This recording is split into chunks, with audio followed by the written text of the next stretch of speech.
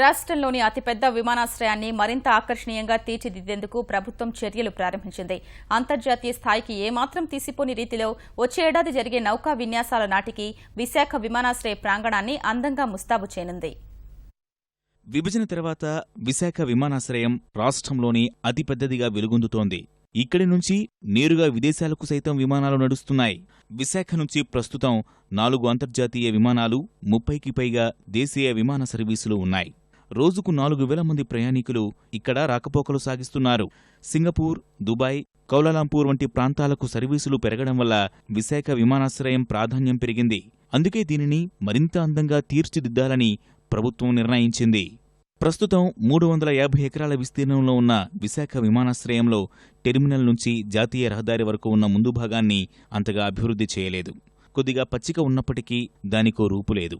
వచ్చే ఫిబ్రవరిలో విశాఖలో నిర్వహించే అంతర్జాతీయ నౌకా విన్యాసాలకు దాదాపు 70 దేశాల నుంచి ప్రతినిధులు రానున్నారు.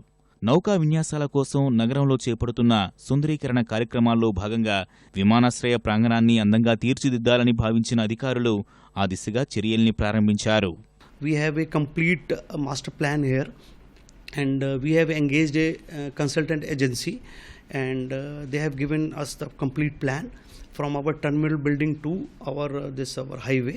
We are planning to put a very good plants and trees and very good lighting process. We will do the landscaping also.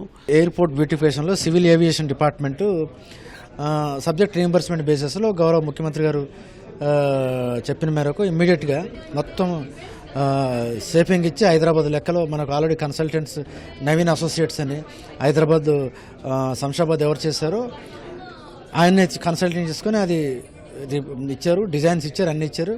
ముందు ఇమ్మీడియట్గా ల్యాండ్స్కేపింగ్ స్టార్ట్ చేస్తారు. ఈ ఏడాది డిసెంబర్ నాటికి విశాఖ విమానాశ్రయ సుందరీకరణ పనులు పూర్తి చేసేలా అధికారులు ప్రణాళికతో ముందుకు సాగుతున్నారు.